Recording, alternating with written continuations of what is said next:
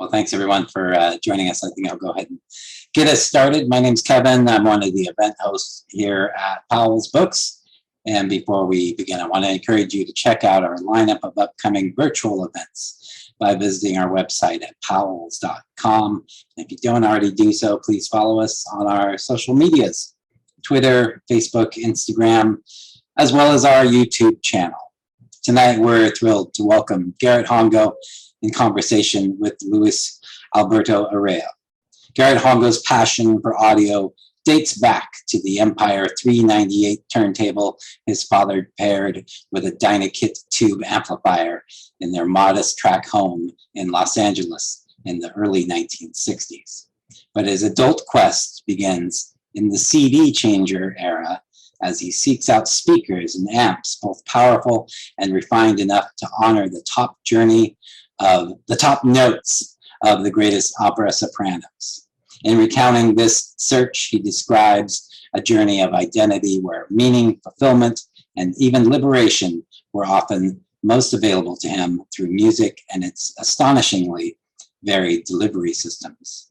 In The Perfect Sound, a memoir in stereo, Hongo writes about the sound of surf being his first music as a kid in Hawaii, about discovering doo-wop and soul with his Black and Asian classmates in Los Angeles, and about Rilke and Joni Mitchell emerging as the twin poets of his adolescence. While driving his car down the freeway, he dreamed of becoming a poet while feeling the pulse of John Coltrane's jazz and the rhythmic chords of Billy Joel's piano on his radio. Journeying further, he visits devoted collectors of decades-old audio gear, as well as designers of the latest tube equipment, listens to sublime arias, and drinks in wisdom from blues musicians and a diversity of poetic elders. He also revisits the memory-rich strains of the music that has shaped him: Hawaiian steel guitar and Canefield songs, Bach and the band, Mingus, Puccini, and Duke Ellington. And in the decades-long process of perfecting his stereo setup, Hongo also discovers his own now celebrated poetic voice. Garrett is joining us tonight from Eugene, Oregon, and he'll be joined in conversation by Luis Alberto Urrea, best-selling author of The House of Broken Angels, The Hummingbird's Daughter, and many other prize-winning and wonderful books. He's joining us tonight from just outside of Chicago. This evening's event will include an audience Q&A. Please use the Q&A button that's at the bottom of your screen if you'd like to ask a question at any time. And if someone has typed a question that you'd also like to know the answer to, you can even upvote that particular question. Perhaps most importantly, please support Garrett and Powell's by purchasing a copy of The Perfect Sound from us. Links to buy that, as well as links to buy Luis's books, will be shared in the chat a couple of times this evening. Garrett, Luis, we're so excited to welcome you both tonight. Thanks for joining us. Well, thanks for having us. It's great to be at Powell's. In any way, virtually or live. It's been a while. Well, I thought I'd start just by reading from the Preludio, the opening section of the book, and then we could go from there, just to maybe the first paragraph. From here in my stereo room, in my day basement, 10 steps down from my entry hallway, much can seem perfect if I close my eyes and just listen. I've all my gear arranged in front of me, across the immaculate midnight blue Chinese carpet, and against the acoustic paneled wall opposite where I sit in my leather club chair, an acquisition from Pottery Barn during my middle-aged bachelor days. So much born of savings and sacrifice, but I hardly care, since the sound here is so gorgeous it lifts me out of things into a pure fabric of wonderment, adrift amidst all the sublime welter of notes. I start with piano music in the morning, Mozart or Beethoven concertos performed by the likes of Alfred Brendel or Claudio Arrau. Their right hand runs so liquidness across the keyboard, it's as though a clear water of crystalline singing or running over a stream bed of orchestral accompaniment. I glanced at the gleaming enameling on my speakers, brows high, piano black towers that mirror the inset ceiling lights when I switch them on. And I begin to want to flutter my hands like seabirds barely aloft over a dance line of shorebreak waves and indulge myself in this rapturous sequestration with music all around me. I love it. I love it. We were chatting before we came on. Hello, everybody. If we would just chat or have questions. I do have questions, but I love to hear Garrett chat. I want to start this by telling you that you were the first person to ever tell me about Talk Story. Oh. When we remember up at Breadloaf, and I finally got to Hawaii. I went to Kauai. Oh yeah. And you told me, you said, you do Talk Story. I'd never heard of it. And there was a little coffee shop we went to every morning.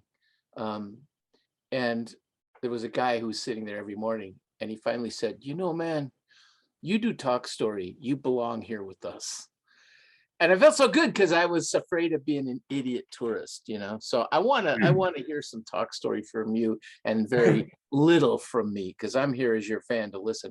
But I told you before we started, and I will just drop this on you, that I felt that this book was a Muhammad Ali rope-a-dope, and that I thought I was reading about stereos and music, and you kept moving me into places that just blew me away. And I was talking about this with Cindy, my beloved, and she was talking about how memory seems to be a journey. Memory and music seems to be a journey into story. And I have some places. I will be quiet after this for a moment, but in the place where you're going along and suddenly you drop me into your father's story and the sound of the music at the funeral. I was so angry at you because I was so devastated, but I didn't know how you made that beautiful transition. And it felt like some jazz going on, man. But Yeah. Thank you. That makes me feel good. I exclaim because it's exactly like jazz. I mean, all these things we have, which could be music or could be literature, or painting or sculpture or whatever, they're like access points to other things that are welcome by whatever it is that we think we're doing.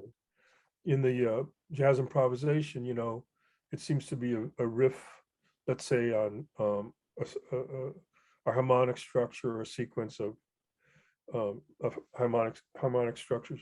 But what you're doing is you're actually expressing all that you have become to that point.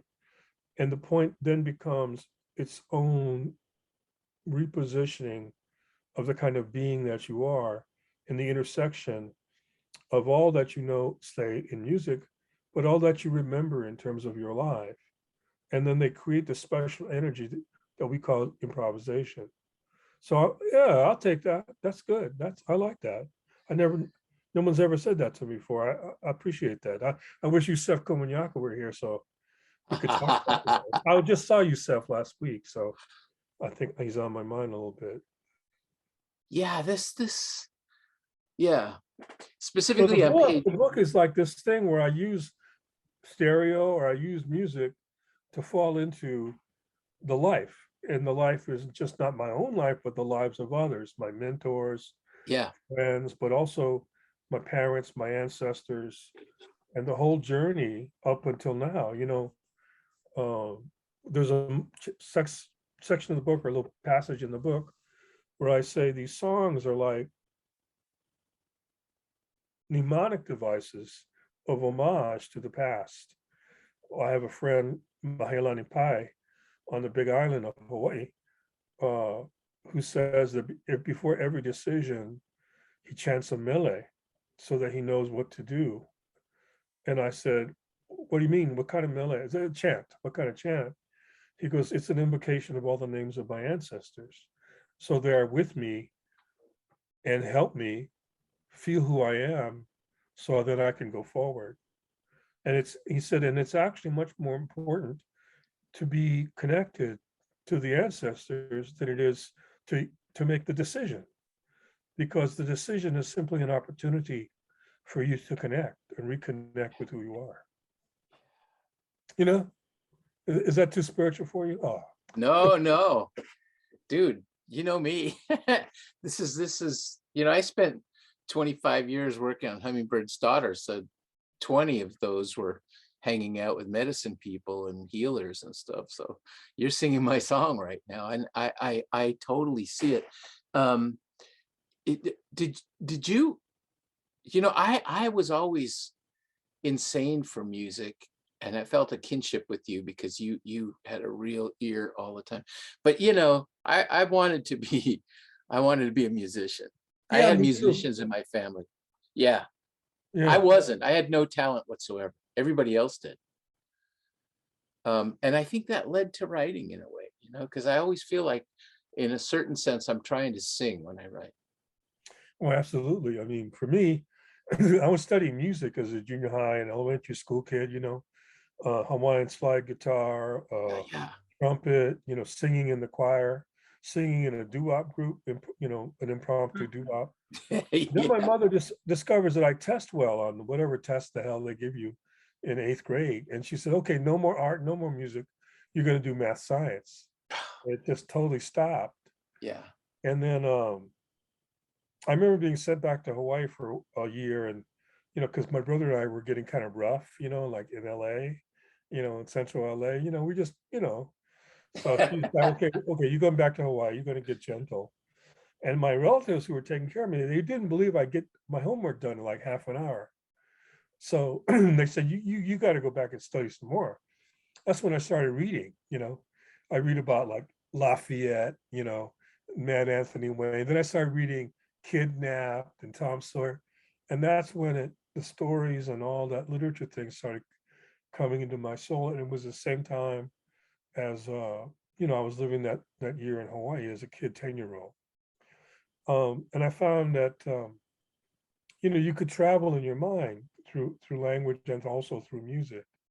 Yeah. And I always wanted to go back to those moments where I was singing, with Harold Gibson and Gene Takahashi and Jerry Eisman. We had a 4 doo-wop group. It was a black guy, 2 Japanese kids, and a white dude. We all sang together I before choir love it. practice.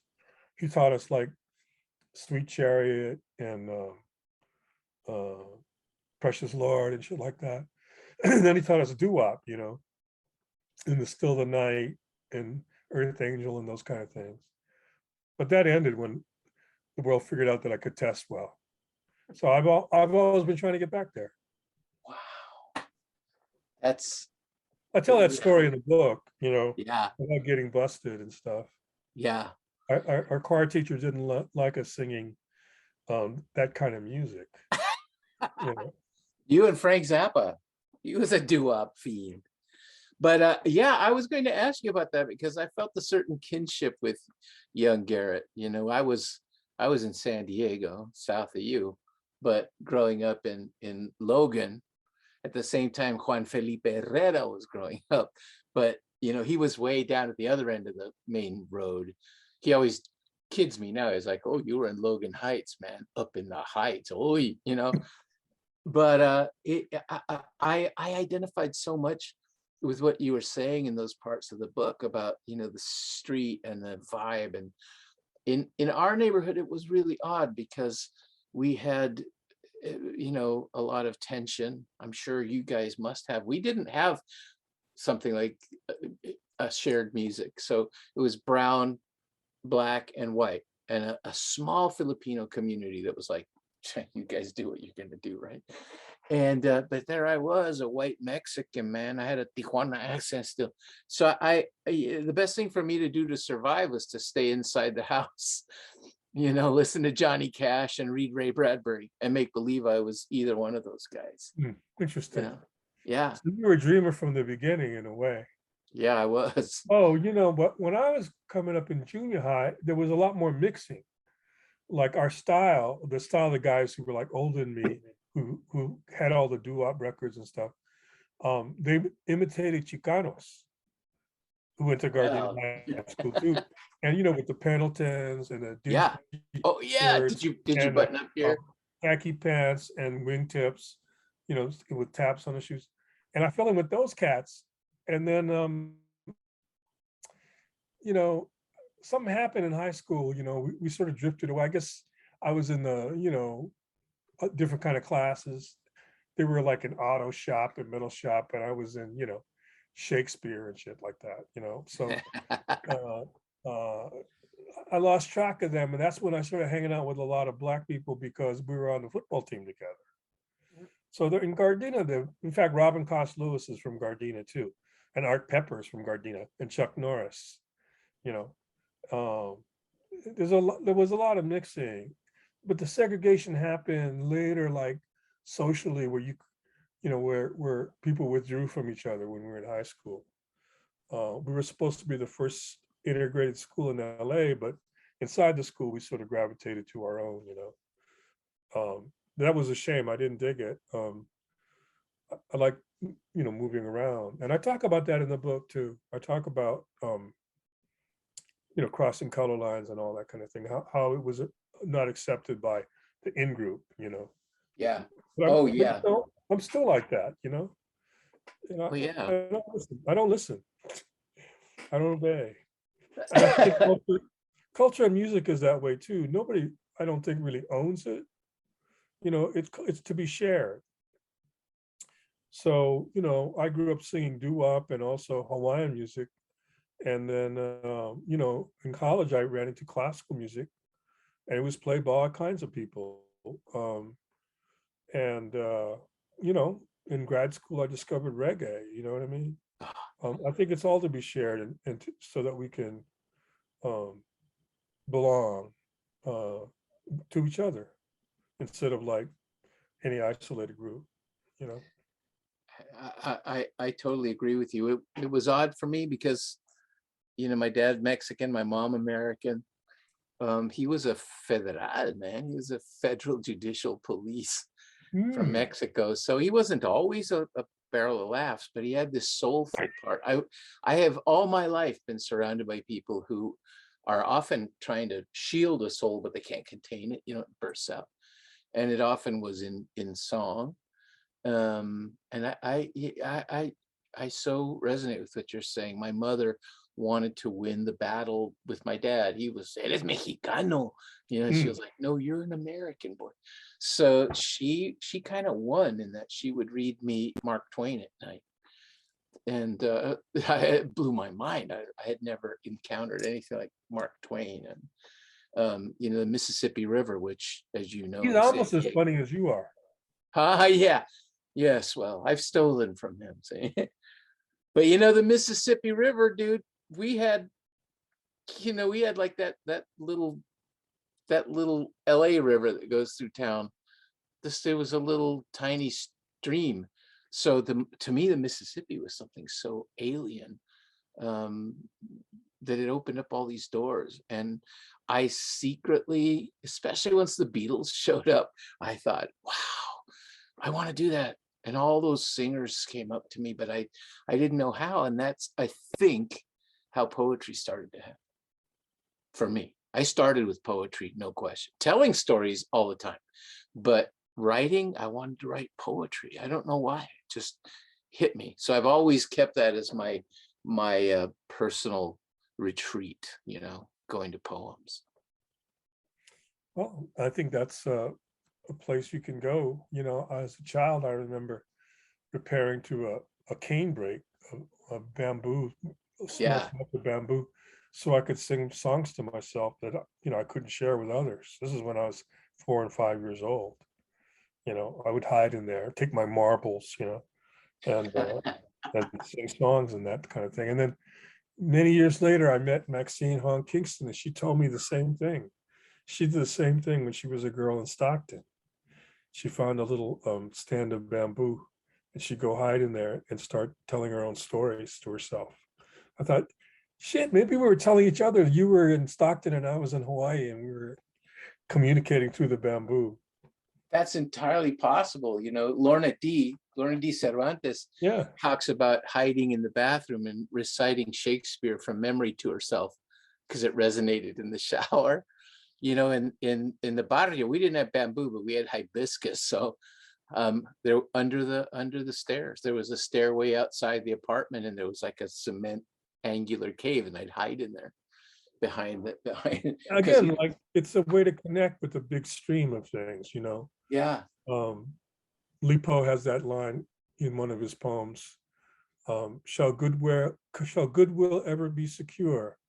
I gaze up at the long river of stars, you know, which is the Milky Way. But it's a symbol of like being joined to the universe. Yeah. When you commune with that big ass river of stars. That's what I'm trying to do in the book, is through the music connect with all that. The past, the memories, even, you know, my specific moments of my life, but also moments of my parents. Oh yeah.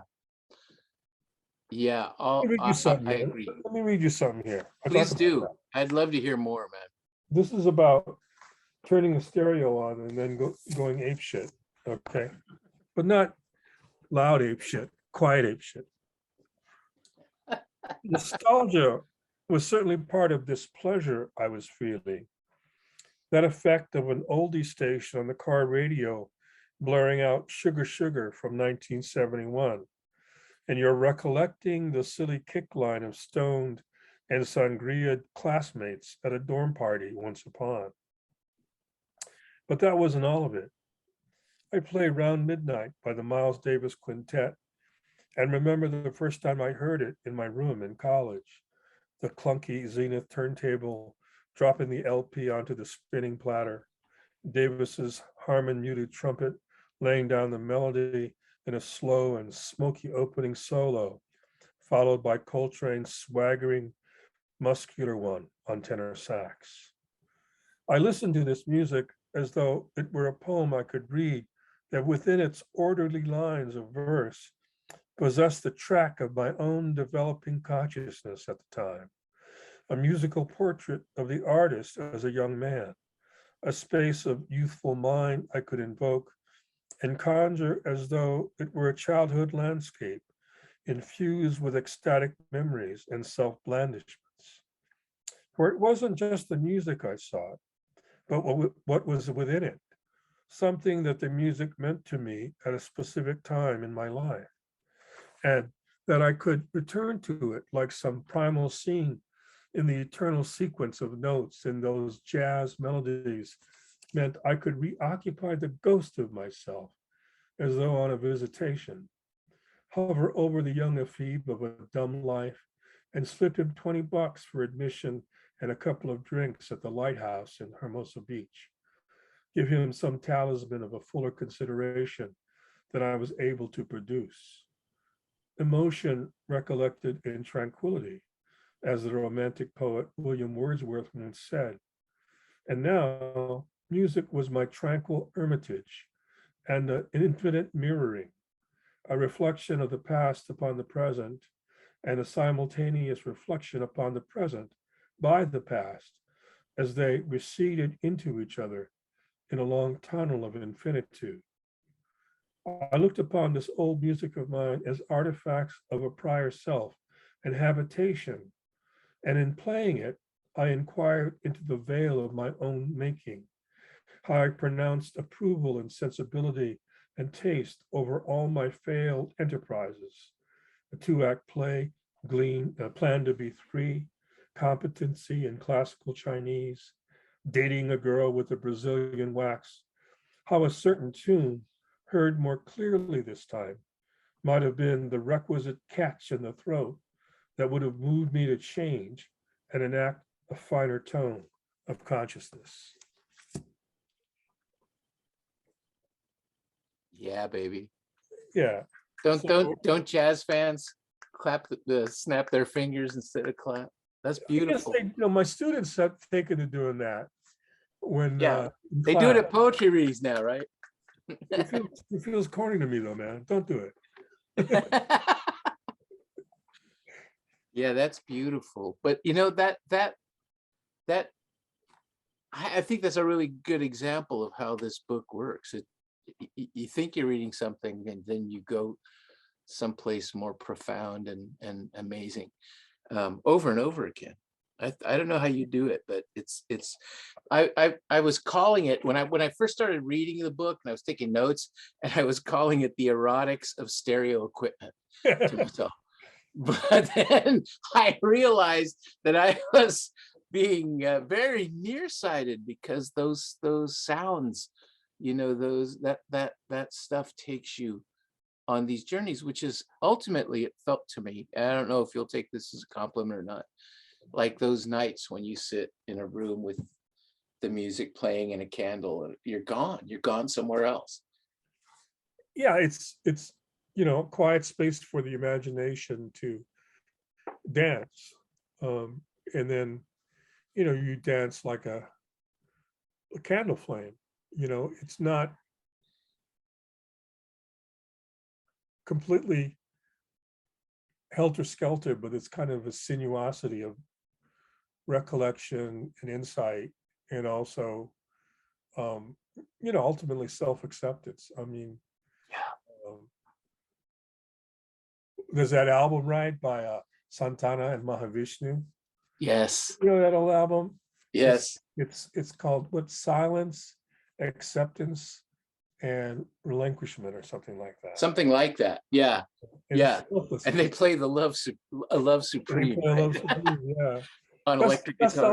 That's the only album by McLaughlin I can stand, actually, and I can do it because he's playing with Santana. Yeah. Yeah, Sorry, y'all. I'm not a postmodernist jazz fan. I'm just not. I'm not all the way. yeah. I saw them in concert, not those two, but Mahavishnu Orchestra. Unbelievably loud and confusing, but I just took it as prog rock, and I was in. I was like, okay, I get it. I get it. I just go as far as Procol Harum, and that's it. Procol Harum. But you've missed out on Rush, man. Yeah. So I can't let this pass. I know pretty soon we're gonna have to see how the questions are and so forth, but are you willing to tell us more about Alina? Is that how you pronounce her name? Yeah, Alina.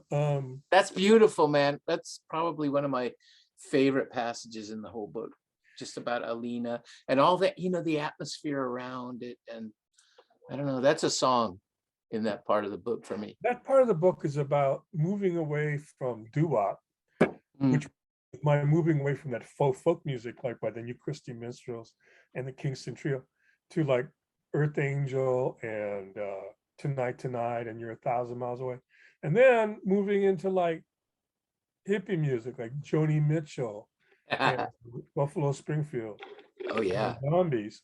Alina was my first love, and she was like a gift. You know, we're still friends.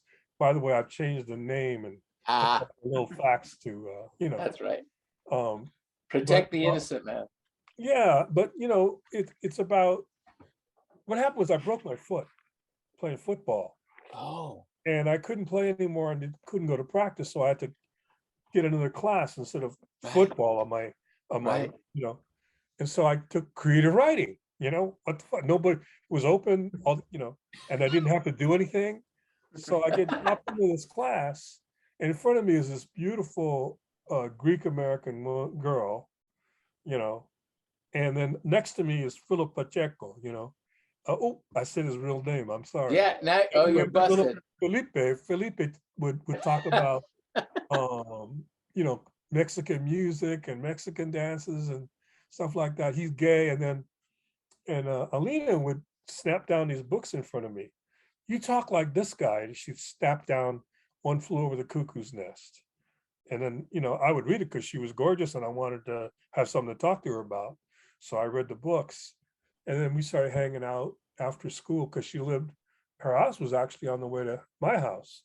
So I'd walk her home, and then I hang out in her place in the afternoon. And then there would be always a party there because, you know, she was very pretty and all the guys would be there. And then with a couple of other girls and stuff. But then they all drift away. And then I'd stay because I think her father worked late or something like that.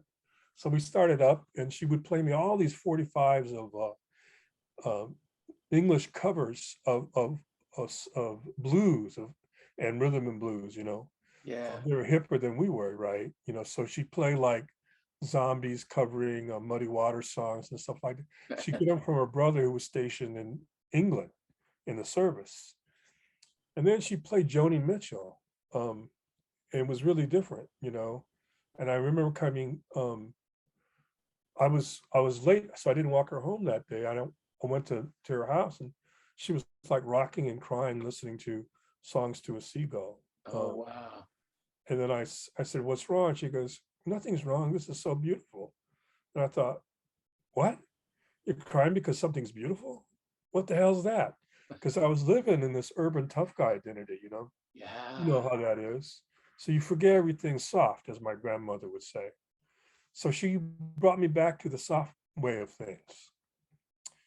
And she would read like Rilke aloud, Rania Maria Rilke, Letters to a Young Poet, and Sonnets to Orpheus.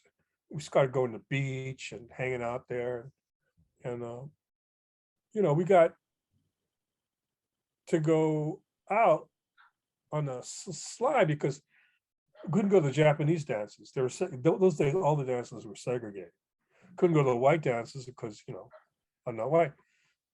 But Philip said, we can go to the Chicano dances. I'll dress you guys up, you know, because Alina was a little dark. And I, you know, I had this budding mustache. He had my hair all Tres Flores and stuff. And he taught us all these moves, you know, the cueca. All the kind of thing. So we go to the Mexican dances and we were accepted. So we'd hang there. But we got found out, you know, by our groups and they didn't dig it. And it was kind of violent. It was shocking, in fact. The parents were so upset they moved north. They moved out of town. So that was the end of sort of an opening for me. But though the girl was gone, I had learned, I had been introduced to poetry, reintroduced to music. You know, we played Joni Mitchell a lot, Simon and Garfunkel, and all those songs to me means that first love. You know, tell you the truth, we used to go out, have picnics on the bluff above the Pacific Ocean out in Palos Verdes before it was all developed. And so that was the beginning of the beginning, as it were. Yeah. I like that section too, because Boy. I forgot all those things. I don't, you know, the memories that you bury, even though they're profound. And though I remember her profoundly, you don't remember the whole of it, the arc of it, the actual wave of the experience. And by writing that section of the book, I was able to capture all of that period, you know, and also not only my love of Lena and her kindness to me, and it really was kindness. It's sort of the awakening into the artistic life. That was it. As my grandmother would say, the soft side of your character. I'm translating from Japanese. That's why I'm halting. You know, That's gorgeous.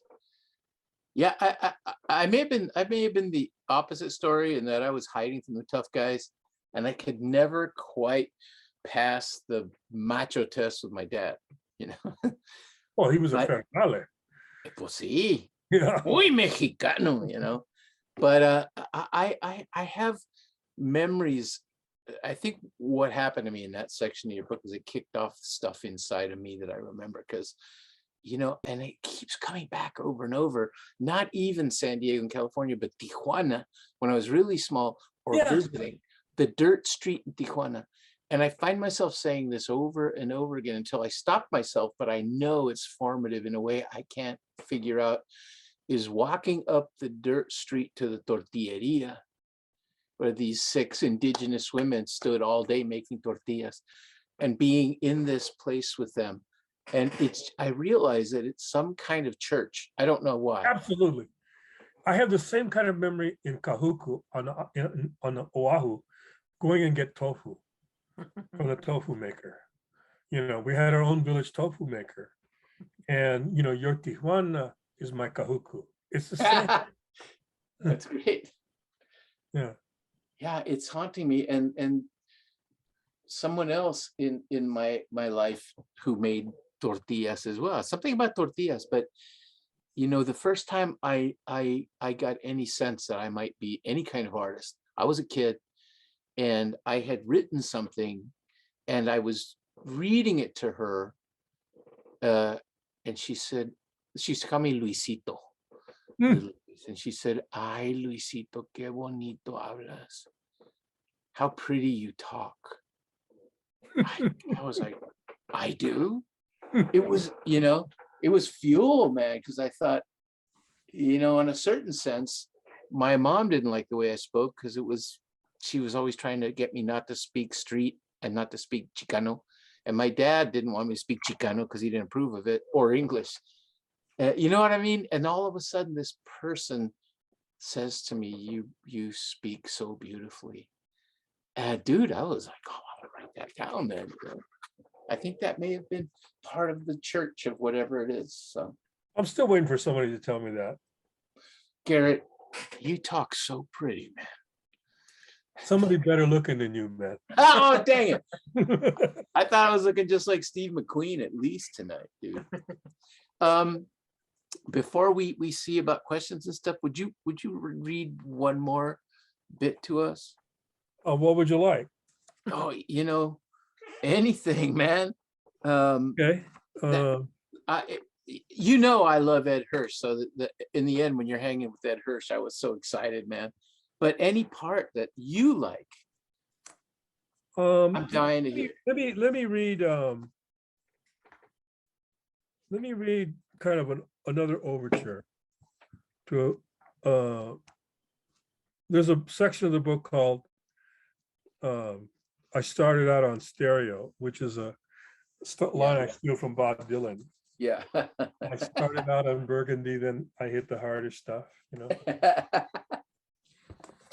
This is called Beginnings, and I'll just read one paragraph. It's the beginning of the beginning. Here's the photo of me in my grandmother's restaurant. Can you see it? Wait a minute, wait. It disappeared. It went invisible. There it is. Oh. Magic.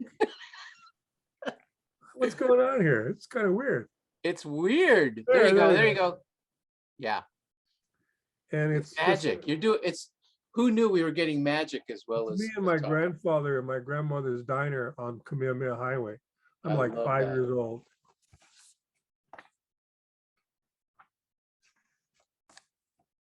My oral life began among soft constancies of wind, furrowing through the cane fields and the chatter of worn coral and lava stones scumbling on the beaches along the north shore of Oahu. These wind and water sounds were my first companions, and the piping of seabirds over the sands and marshes my second. Then I heard blasts from the whistle at the sugar mill, signaling start and stop times, lunch breaks, and time for the cane to be bundled and carted and the trucks to haul everything back along the red dirt roads. The grinding of gears was next, the grunts of machinery, and the susurrant surf-like sounds of wet tires rolling along Kamehameha Highway on rainy days.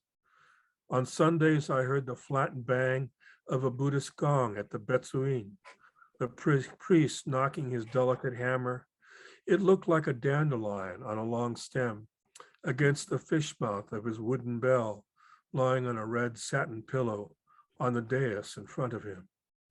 He chanted, a deep warbling at first, then a series of cascading moans and mutterings that seemed to rise from within his belly and bowels, rhythmic and mesmerizing, signing the air with rapture and piety, a scroll of gutturals and nasal drones that transformed both innocence and guilt into penitence, the profane into the sacralized, if only for the moments their sound made of a boundary territory.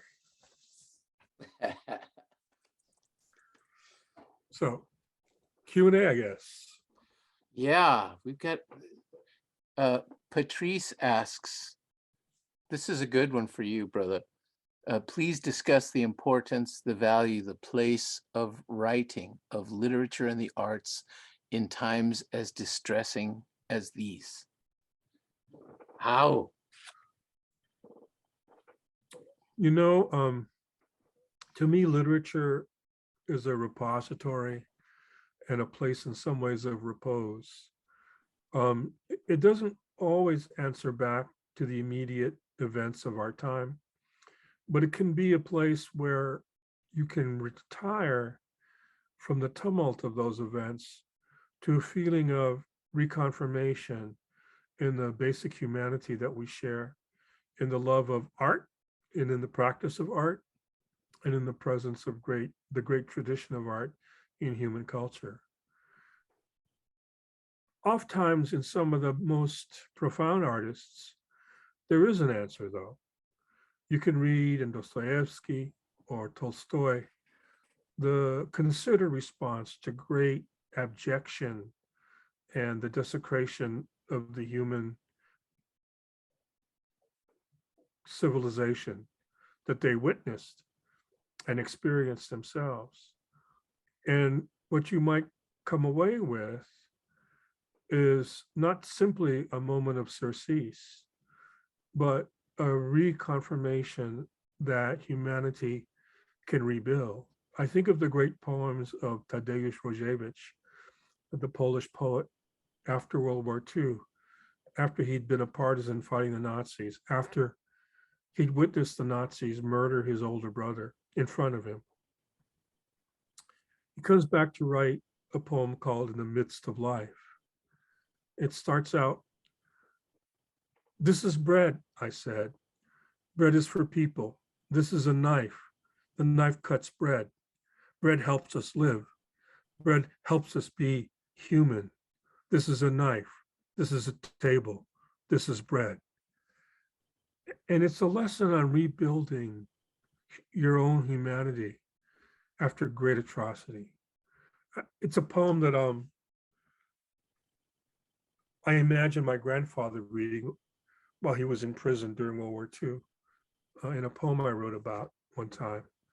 And it brings you back, like that great poem, Lullaby of an Onion, Nanas de la Saoya by Miguel Hernández, that he wrote while in prison near Madrid by the fascists.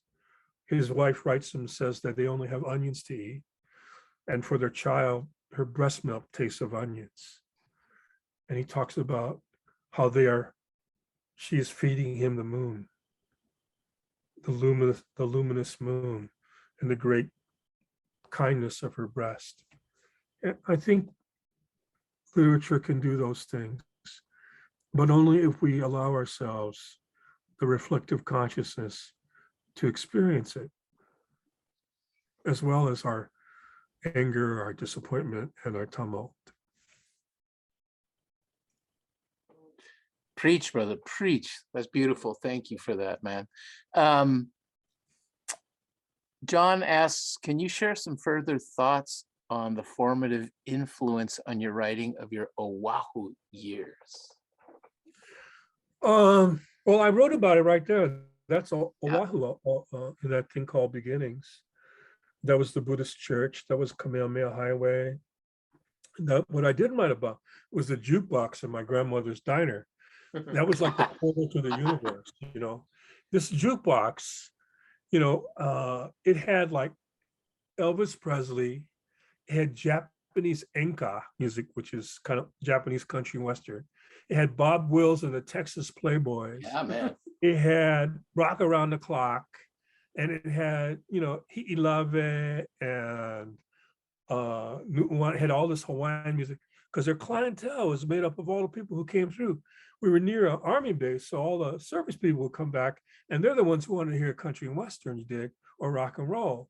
And the Hawaiians would come through, and you know, they wanted to hear the Hawaiian music, and the old Japanese people wanted to hear the enka. So I didn't know. I'm 4 or 5 years old. I'm playing I drop in the quarter and I'm playing all the ones I like. I'm playing Blue Moon, I'm playing Shina no Yoru, I'm playing my San Antonio Rose, and it's all same chop suey to me, Oahu was like a fundament of joy. I think as children, we all have this capacity to feel joy no matter what the circumstances. Um, we were not wealthy. Um, I lived next to a sugarcane field and the ocean. I don't know. I didn't know I was poor. I had these other riches. There were the sounds of surf and the sound of the jukebox, and my grandfather chanting sutras in the morning and sutras at night, and the Jackie Gleason show. We had a little TV, with this green screen, and at night we'd sit in front of the TV, and I heard big band music.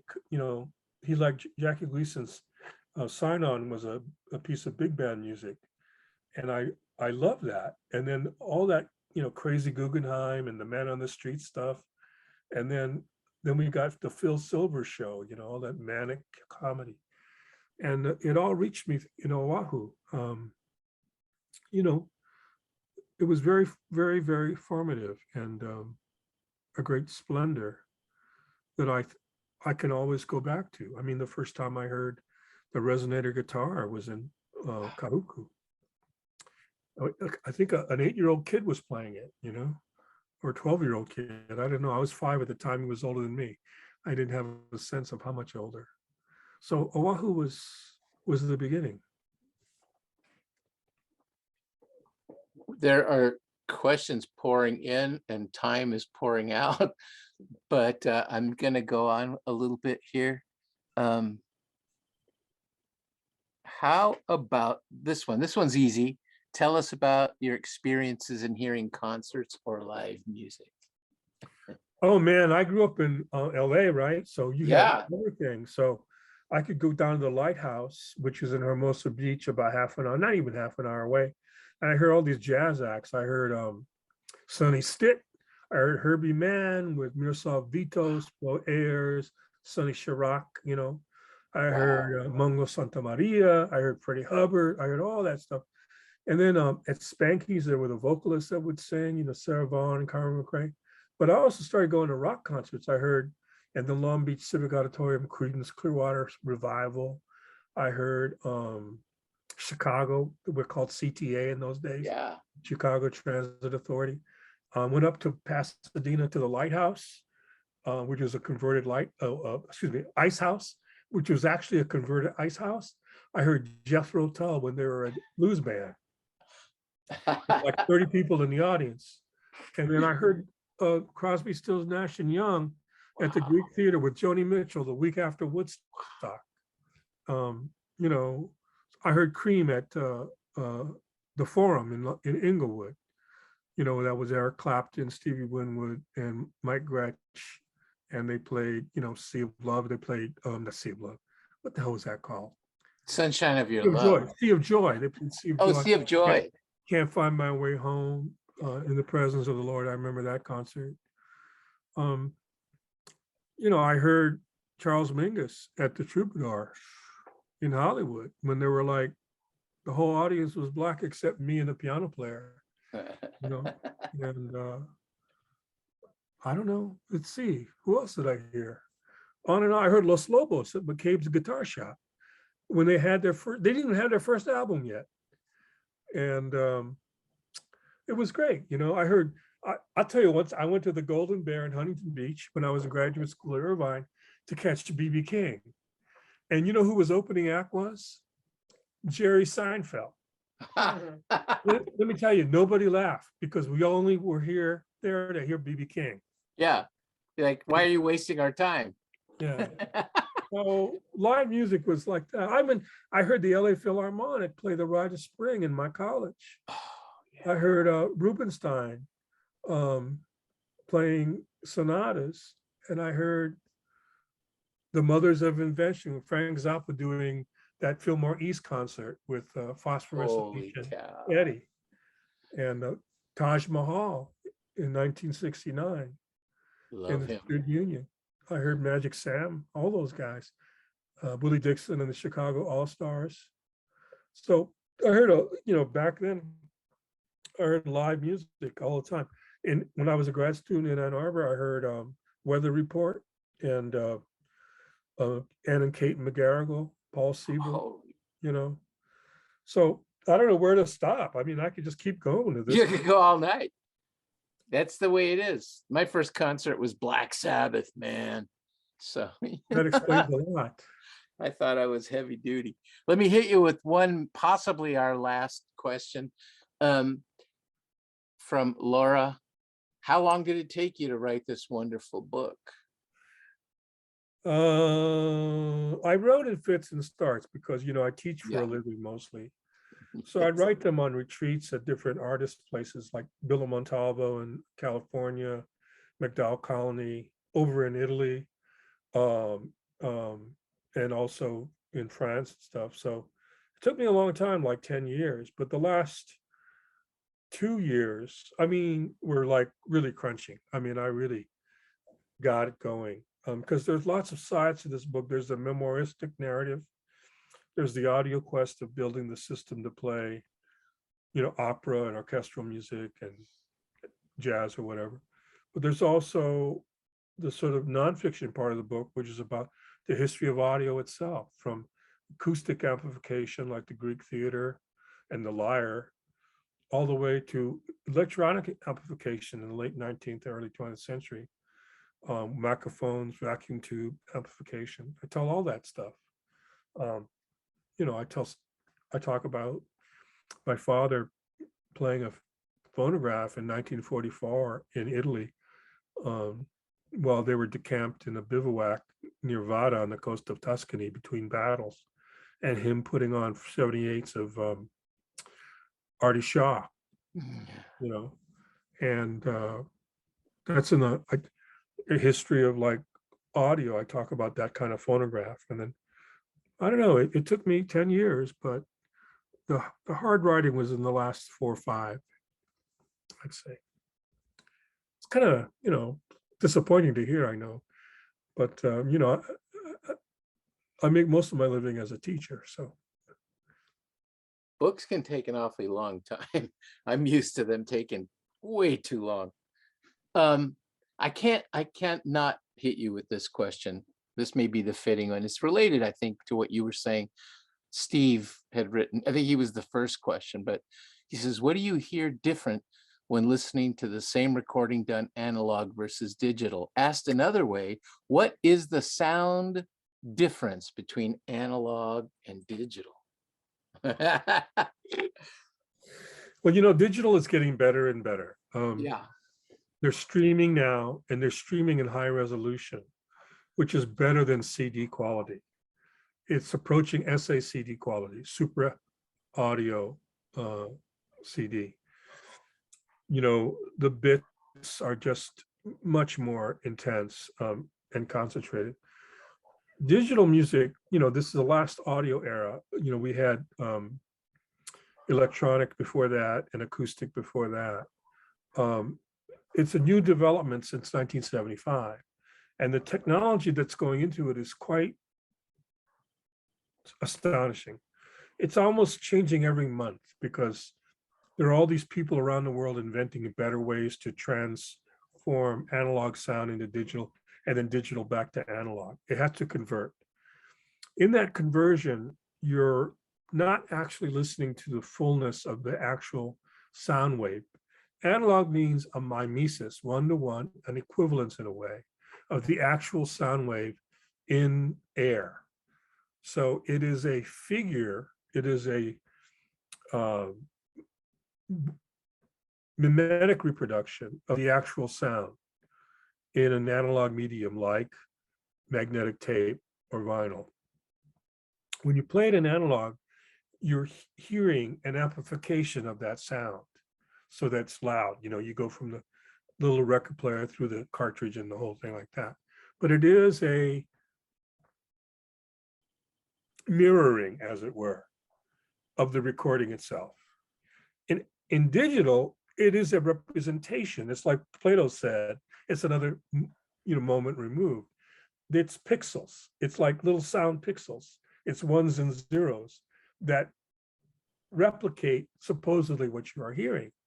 But in that replication, it's cutting it up into little chips, little glints, little pieces. And our mind reassembles it when it's played back into the fullness of sound.